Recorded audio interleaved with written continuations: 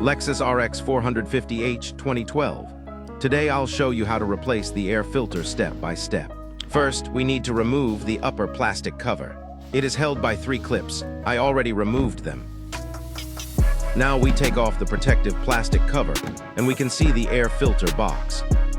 In this case, the gas hose is slightly in the way, but we can move it aside and it won't disturb us.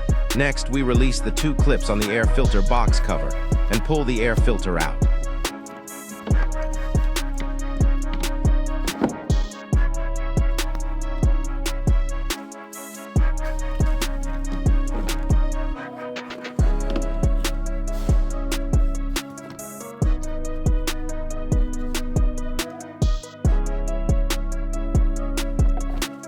When replacing the air filter, don't forget that the air filter housing can often be full of dirt and debris, so it's a good idea to vacuum it and clean it before installing the new filter.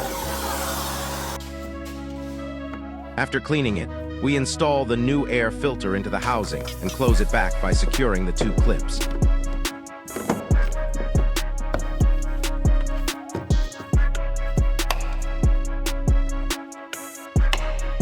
Now the air filter is replaced. And that's it. We reinstall the plastic cover and put the clips back in place.